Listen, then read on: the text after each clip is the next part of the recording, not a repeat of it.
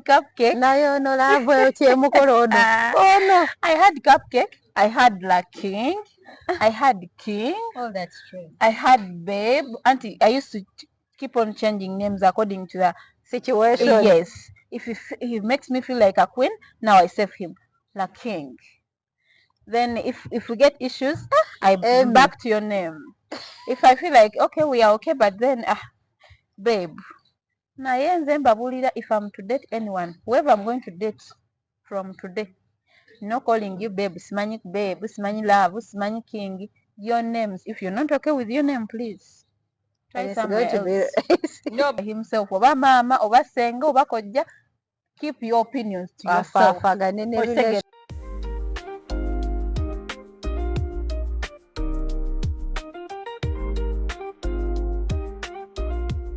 Some marriages start with traditional choices, others start with personal choices. Welcome to another episode of Real Tales. I'm Amy, yes, with my beautiful ladies, Pamela and Gloria. We are here chilling at Fig Tree Restaurant and Bar located at Kansanga, Shell Kansanga, otuukawo Shell Kansanga, oslopinga mu katini nnyo era Fig Tree ojja kuba ogirengera, just next to Fig Tree House. Olwaleero tulina a very sensitive topic that we want to talk about. Traditional marriages, we're talking about where abazadde bwe baakeranga ku makya ne bakugamba kati tukufunidde omwagalwa, ogenda kufumbirwa so and so. You don't know this person, you've never met them, you don't even know whether you literally have no choice to have a type of a partner that you want to spend the rest of your life with. But why is it that those people used to be in their marriages naye ate kati wotunulira fe obufumbo bwaffe? Me, the moment you start messing around with me, I'm gone and I'm not coming back. Yet I met you at campus, we've had all those best moments, but then I cannot look back. The moment you mess with me, I'm gone. Ladies, why do you think is us women or us ladies, girls of this generation, boys as well, tebakyeguya? Oza lwaki abaana b'ennaku zino tetukyayagala kweguya as compared to the traditional marriages? Gloria. Traditional marriage is when parents arranged a partner for you, a life partner. Modern marriages are marriages where you meet somebody, choose them from everybody else, and decide to walk a walk of life with that person. You have a time to date, to get to know each other, to feel like you're compatible enough to live this life together. So the challenge is, you asked why these current marriages are not as patient as the arranged ones. Traditional marriages, I would answer this in it's simple. I think the generations are different. I think what women looked at those days is different. Man must be loyal to his woman. Loyal as in, okay, we know that men cheat. That's rare. That's a rare case anyway. But then, even if, have you seen those guys who cheat and they're like, but I have a wife, you know? Or maybe he's doing something, but it's like, my wife must not know. Extreme respect. Man does not have loyalty to you. That relationship will die either way. So those are the qualities that she was speaking about. But inside them, you can add the other things that you look at: money, character. But those encompass those inside things. Okay. So we had an opportunity to go out there and speak to some people to ask for their opinions on this topic. And this is what they had to say. Hi Becky. Hello Amy, how are you? I'm fine. So in this episode of The Real Tales, there's so many raised cases of divorce now, which didn't happen back in the days, whereby they used to get them lovers and they stay with them forever. What is not happening? For starters, I don't really think the divorce is connected to because marriages are not arranged or you find your own partner. I think it's basically because of exposure. Back in the days, I think women were more retained or contained somewhere. They don't have any other option. It's not on you to look for a man out there, but ever since people started going out there, or in women in particular, you find that women found a certain kind of relief. They're everywhere, they can do whatever they want. So at first, with an arranged marriage, they've arranged for you, you'll be like, oh, my parents have arranged for me, this family is came together, I cannot disappoint Sigenda them. bad disappointing. And I'm not going to disappoint them. So you'll be there. You learn how to survive and for starters, because that's the only thing that you know. You know that when I reach of age or whatever the age was, they have to arrange a marriage for me, I have to get married. So it's what they know. Right now, I am Vicky, I have a choice. Like I have a choice, I'll make a choice. And if it's not working out for me, I can as well get the back door out. So I think arranged marriages used to work for those people. Yeah. Because it's what they know. Right now, we can do whatever we want because we're free, you know, whatever. So, It's a free, you know, whatever. So, it's a free world. I cannot say that I would prefer an arranged marriage for sure, because I feel like personally it's supposed to be my decision. Yeah. I feel what I want to do, who I want to be with, and that is basically because of the person I think I should be with. Because everyone has a taste of a man that you would like to be with. So I would go more than whatever. I know they're difficult; they have their own problems because they feel like men also feel like they have options. I know it was happening ever since then. Yeah. But at least they kept on having the responsibility. This is my wife, I must take care of my wife. But so I'd go more than whatever because I just want to do. I'm a person who likes taking decision and taking control of my life. So right now I would go modern marriages. I just want to pick the guy that I want to marry and marry that guy. If all goes well, we settle down. If it doesn't, I move out of it. But now these days, if a man cheats, sweet, you leave. I mean, we do not give marriage or we do not give our relationships a chance to live. Yeah. I feel like civilization, what people would have called it. Yeah. That's what civilization is. Yeah. You don't only make a shift in marriages, but Yeah. even so many different things out there. Like Yeah. if you're doing something, you have to have consequences for it. So of course, it's just something because women those days were submissive, Yeah. respectful. Yeah. Because that's what they require to do of them. But now a woman will be like, if I'm disrespected, I don't have to be there. Yeah. To be honest, I don't see any problem with that. I don't know because at least you're standing out for yourself. So in the modern world, it's what most women are fighting for. No, you don't stay where you're disrespected. You do not stay where you're happy. Those things, women were more interested in making their husbands Happy because than that's what they them. were told to do. Yeah. But right now, it's a whole different thing. I don't stay where I'm disrespected. That's all that I can say. So you choose happiness over anything Happiness else. over everything. Okay. Mr. Choi next Steven. How are you? I'm fine, thank you. So ku show yaffe olwaleero ekibuuzo kyangu nnyo. Arranged marriages versus obufumbo bwa .com oba obufumbo obwedda bamama baffe basenga baffe babafuniranga abaagalwa ne babeera nabo. Naye obw'ennaku zino neefunira kyokka ate ne birema ne bigaana ne tulemegana okukwatagana kulowooza ki ekireese obuzibu ki ekitulemesezza amaka. Ensonga ziwerako nyingi. Tekinologi abaana baagala okuvumbula ebipya. Bali bakulira edda mama baffe tewaliwo mmotoka baanamulanga bugaali nga singa bakutwala emasako n'ovaayo ndi okujja mukapafuna ku musajja omupya. Ebintu nga tebinnakulaakulana, abasajja nga batono, ennaku zino abaana balina tiktok, balina whatsapp, social media, motoka epiki weeziri buli wamu. Lwaki osigala ng'oli ku kimu? Ekyokulala edda balinanga ettaka abasajja ng'ajja kuba n'emmwanyizi alime akuwa ensawo z'emmwanyizi 3 azitunda afune ssente afune ekyoyagala.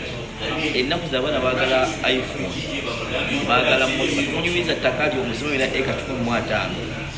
Ekyokulala edda abaana beekuumanga n'atuusa ng'ali mpaki n'afuna omusajja we amanyi ennaku z'emyaka 13 nga tekyaliko Embuzi yagenze dda. okitegere kagenda okuweza emyaka 2 nga kalina experience y'abasajja 14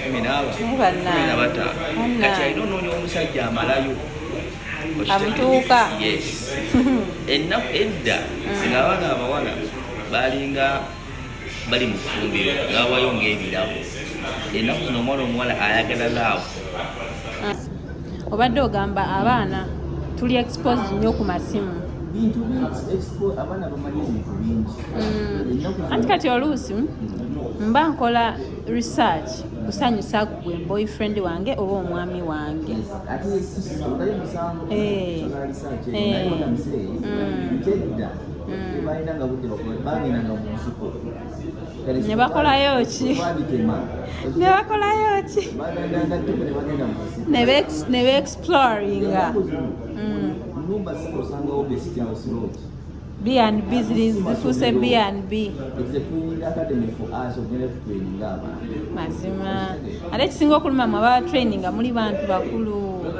anti you know what oba ogera asebo wagera maani lwaki oyo wagira bakosa bakuleya kutraininga abaana bakosa abaana bato omuntu obikaminga traininga buno bwanga naye okubanga ine experience kakati omwana omuwala ayagala kirungi ayagala musajja ayagala bulungi nga mufaako abedda bafuniranga bafunire nofuna omusajja nakuzala bwakana nkalinga mmesi N'oguma n'akameseko enaku zimwe ayagala omwana aliko obulungi biki ng'alina nnyashi nakyo kyongereko. nyashi ekola nnyo mbu jasobola practice naye oba onoonya omuntu wamwaka ayinza obutakola nnyo naye for practice purpose ogyetaaga omanya nti ekola etya Egonda. Kati gwe kunyasha egonda n'ekaluba eriwa gy'oyagala. isinza ebanga nanyashi egonda nenga kapesi kalinga kambo Naye bannange. So, as we conclude, marriage ze bakufunidde. Should we bring back tuddeyo ku nnono abaana tubafunire oba mubaleke babeere mu bufumbo nga bwe babaswaza? Omwana afumbiddwa naye kumanyi ekitegeeza omwana nakuleetera abasajja basatu mu myaka 5 nga gyonna mikolo mu nnyumba yo. tugeze singa era leeta nti olina tezenkana kyobungi lwoso okifunirawo Oswala ekitiibwa kyo ng'omuzadde. wanyagala kusoma kyaswala olina katana wasakenya kabiri mwezi okusikuswala titukyaswala kuswala kuoswala nze mani etini efamu nfuni buli mwaka atereka omukulu omwana wange ali katale okitege Abazadde abaana ab'obuwala mubafudde bizinesi. si business ili give an example like kishira gashomu Yeah. kishira gashomu muwala muto okitege naye oli abasajja bamuyisemu alabika bubi Sibiriimu. okitege oyo addaddiwo emyaka gyayingerezanaana katuuka mama kashira So tetudda ku nnono todda ku nnono. byayita eno tukyaliko tukositwandula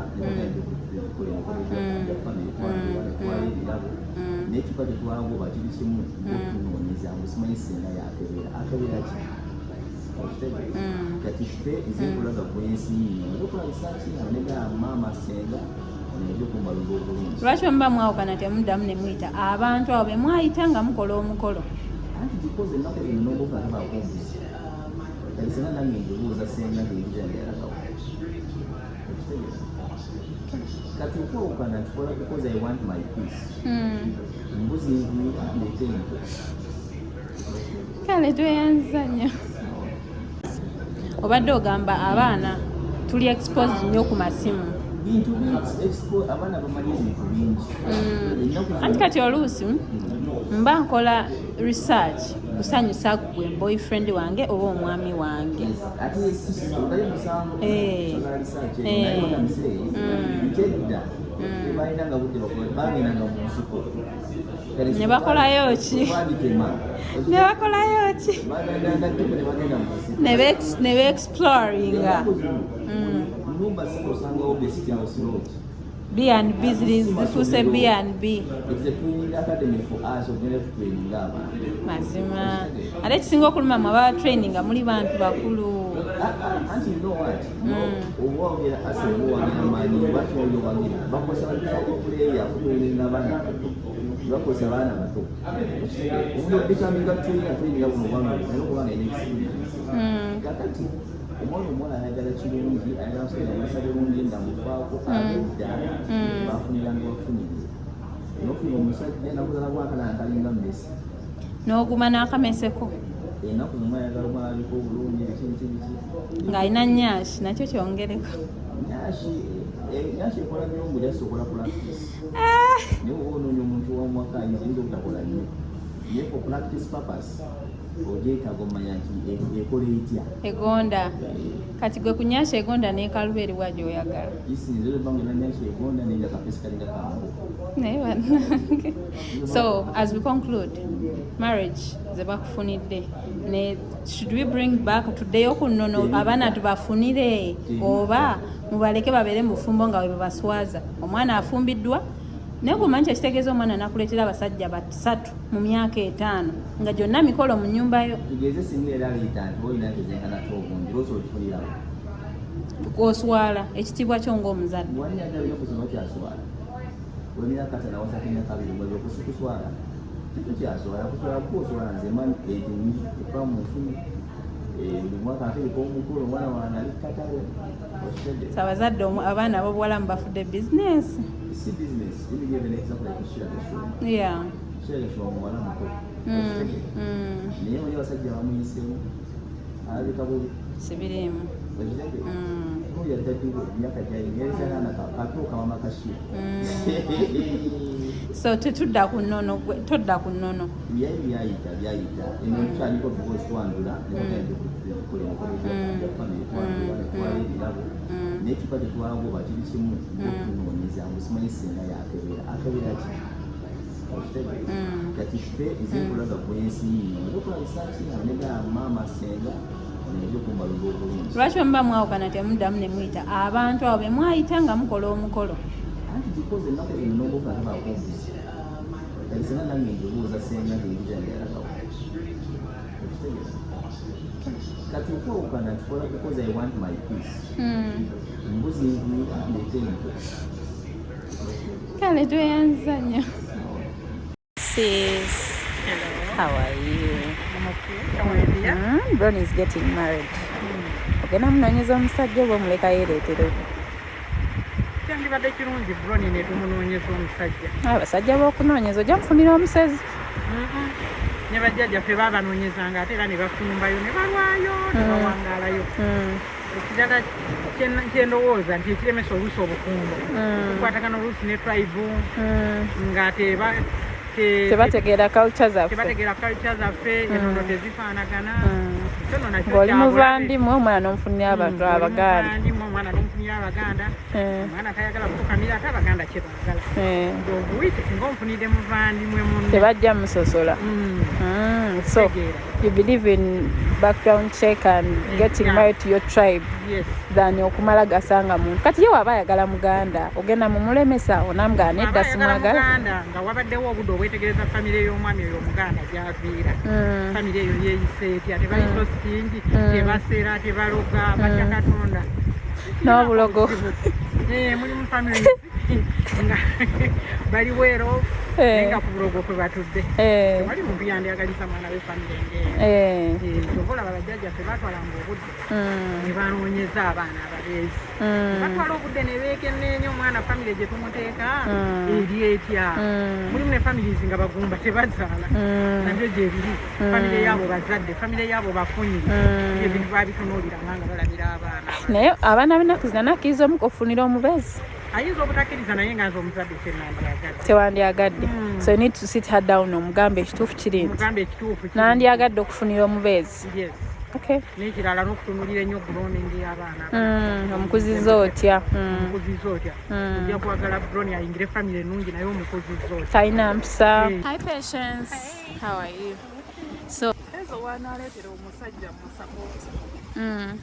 that means ngenda mukolera background check yadda abazadde bedda gye baakolanga nja mukolerako background check naye kyeŋŋenda discouraginga Hezo kwekola intermarriage Hezo ŋŋenda mugamba agenda afumbirwe mu banyankole banne so that babeere n'ennono nga zikwatagana or else sagala mwanange kubonaabona afumbiddwa omuganda ate omuganda simanyi fukamira simanyi biki Hezo sibafukamize planned kid Hezo ayagala amata omuganda munywese kyayi omukaka agenda anoonye banyankole banne bamunywese amata baleme fukamira bagende ku nnono zaabwe balyegundi eminwe gyabwe egy'amatooke okusinga omuganda agenda omumusaaniisa emmere gyataasobole so me I think intermarriage eveewo n'ekirala background check eno ey'omusajja ey'omukazi omwana gw'aba akuleetedde nti omwana newakeera ku makya n'akuleetera omusajja ojja mukolako background check. Bannange tubeewuliriddeko. Big ye we kituuka ku nsonga y'okumuyingira mu relationship ye, she doesn't subscribe to that. She wants to live her life. She wants to choose a partner for herself. Ate mukwano mwami Stephen Kyeyuna ate yakimaze. Bali manyi by the way Kyeyuna things. Ngambiddewo nze ebintu by'okunondera omwagalwa. Saagala kajanja. He wants to be in his relationship by himself. Oba maama, oba senga, oba kojja. Keep your opinions to yourself. Mundeke mpaafagane n'omuntu wange, oba ye musezi, oba mulogo. I chose that person to like. Sure. And I like the way he thinks.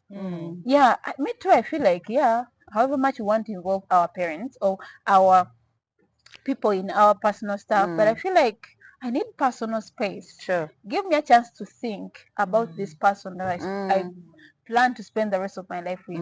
Temundowooleza nnyo naye ojja kutwala omusajja ewuwo ayogereko ekigambo kimu maama we agambe omusajja ng'amaaso gamulimu nga kwegamba your man is not supposed to talk when they are meeting your parents. But I think that it's good for parents to think for us, because also these days courtship is not there anymore. I mean, much as you know, some people meet themselves maybe at school, let's say maybe campus. You meet this guy, you're both studying, you're both distracted. There are other distractions. And then thereafter, maybe you get pregnant. And then because you got pregnant, the guy's like, okay, let's get married. And then you get married. It's not like those days where courting was an actual thing. Yeah. Like maybe let's say in the 90s, I think that was the message that was being preached. Yeah. As compared to this 2000s and 2000s ongoing. People would court like for 2 years. You're getting to know someone, and you're learning their character. You're learning who they are when they're annoyed, who they are when they're happy, what they think about money, what they think about life. About their family, how many sisters they have, meeting even some of them along the way before you even meet the parents. The sisters are the ones who actually go to your their parents aunt and say, hey, by the way, you know, Bosco has a chick, like this. But these days, it's just about we hook up, maybe one night stand, we meet at a club. Then tomorrow we are hanging out 3 times, 4 times, and then now we think we are a couple. Propose. Then you propose 6 months later, you think you are ready for marriage. You don't know about him. He just told you maybe my mom died. Or my mom is alive but she's in the village. You don't know how he treats his mother, how his relationship is with her, how he treats his siblings. And that is very important. Yes. A guy who doesn't care about his own mother, who do you call yourself? Like, you are going to reach a point and he does not care about you. No, I feel because like that's the woman. That is the only woman in his life where he has not even if she abused him, even if she did what to him, this is supposed to be his center of attention. This is where the problem, Glosh. Tuli mu generation ng'omwana asobola okutwala ewamu omuntu gw'oyinza olowooza nti maama we nga si maama we. Honestly, I've seen scenarios, I've seen cases ng'omusajja akutwala ewantu ng'agamba this is my mom naye nga tamuzaalangako ng'amulabidde Kampala, n'akulaga Pamela, n'akulaga Gloria, these are my sisters, please miss my nawono ne batandika oh my god we had a lot about oba besties ate ba bestie tuli bazibu. We need to discuss besties on another topic. I have a friend yandeta girlfriend kati laba bamuyita erinnya eddala ng'ate omuwala bamuyita ddala nanga but that's not my name. Oh no, I didn't mean you, I was talking to the other friend of ours, that's her name. She was like, but I thought you were talking to me. No, you see that friend, she's our friend. Nganze musajja manyi girlfriend we bamuyita Pamela kyokka nandetera Rachel. So I'm going, hi Pamela, it's nice meeting you. Oh my god, he told me much about but I'm not Pamela, I'm Rachel. Oh my god. No, I was gwena swala.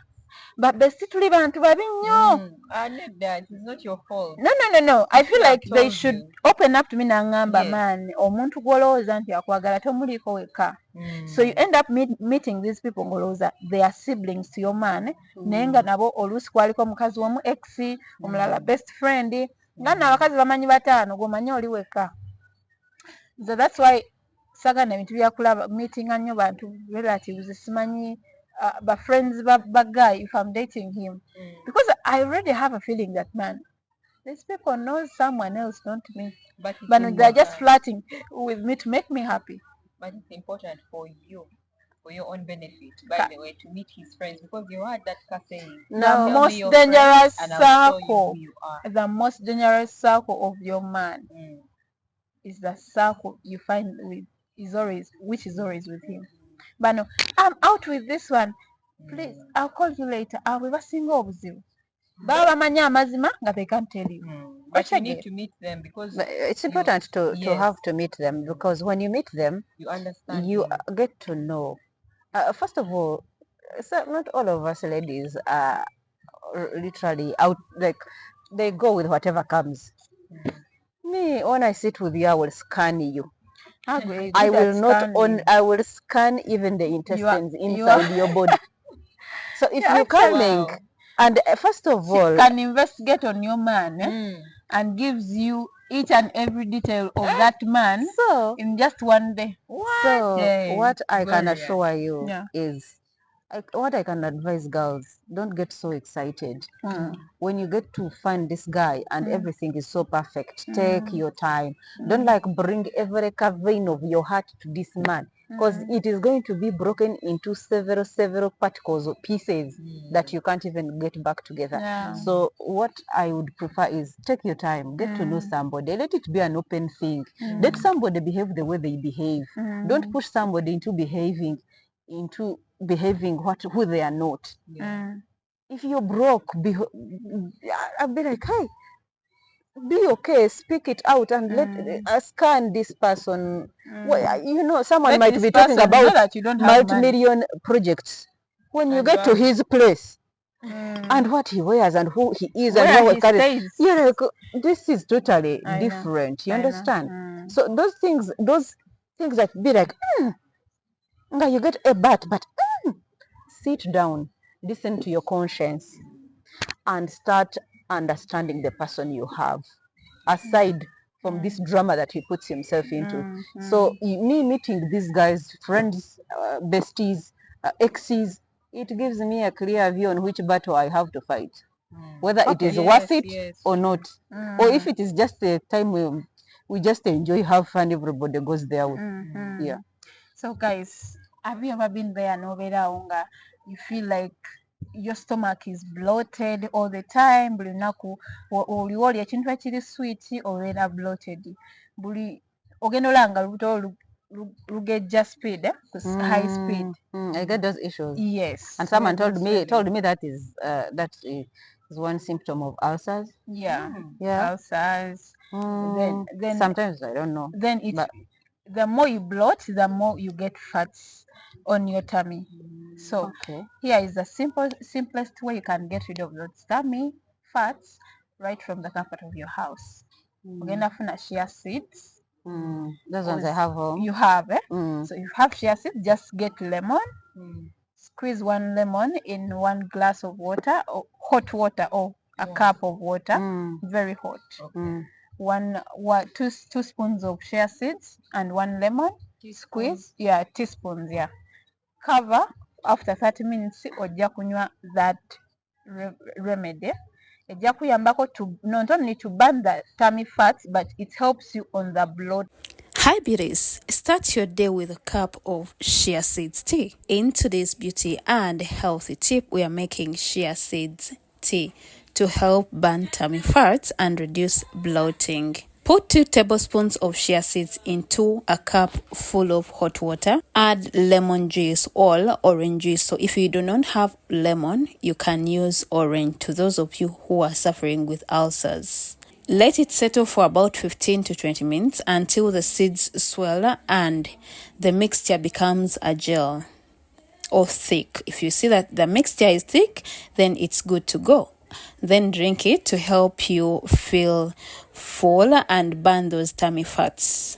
Thank you so much for subscribing on our YouTube channel. God bless you. Bye. thing. Okay. Yes, the moment you feel like I'm bloated, Mm. that is the very, very best remedy you can use. Okay. And you That thing just is clear that slimy. gas. Yeah, it is slimy, but it's good.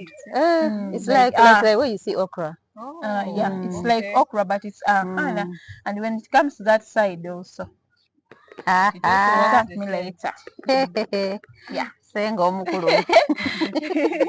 So, Okay. ladies, Mm. what do you think are the way out of, because tulaba relationships ennaku zino, let me tell you, 80% of women tulaba emikolo egy'amaanyi ne batuyita ne tugenda bane nga tulidde emmere ya mikolo naye emikolo gye tulidde 80% obufumbo bwagaana dda, buli omu tamanyi na munne gy'ali. I know. So how do we help people ab'omulembe gwaffe, kubanga one thing I've realized about people of our generation, tetweguya. Omanyiirako omulundi gumu ne nkwata n'akakazi nga olonge gwenkuta, wokera ku makya ne ngenda nkulabamu obuzeebuze bwa physical violence, osobola okunkuba nga ngenda. Like, that brings us to we are not patient. We don't give love chance. We don't give these people a chance to prove themselves to us that they can be better people. Like, tetubaawa time okweproving nti yes mbadde ngezaako okukuba, but then if you give me a chance I can be a better person. Mbadde ngezaako okukola obwenzi, but if you give me another chance I can be a better person. What advice do we give to these young girls and boys who are getting into relationships right now with excitement of I've seen Nyash, a brown thigh? So, there's a funny story I heard from this gentleman on TikTok that I follow. So this guy was like, I am tired of contributing to people's weddings. The next day tuli mubala, you come with a new girl. I am going to call the wife and tell her to leave. I am also going to tell this girlfriend that stop spoiling the marriage that we contributed to. We've wasted our money. This guy was funny. His money. But imagine how much he invested in. This guy was the best man. He bought a suit.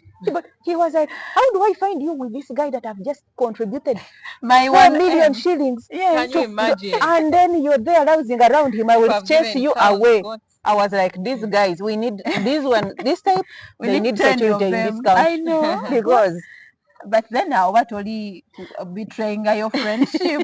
no, because your friendship also has to, you have to think about your friendship. Which type of friendship?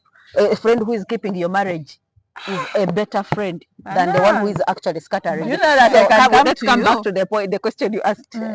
You asked which advice we should give to these people. Yeah. I don't know. I have a different concept of relationship, life, and everything. Yeah. I don't believe children, like, let me say university students who are getting done with campus and getting on the job market. You have a lot of trouble to deal with. Okay? Look for a job. Look for something to occupy you. Before you get married, please find something to do. Okay? When you have what to do, it helps you to give space to your man, whoever you're with in a relationship. Don't consume him. Now, for you, every minute, where are you? Guy does not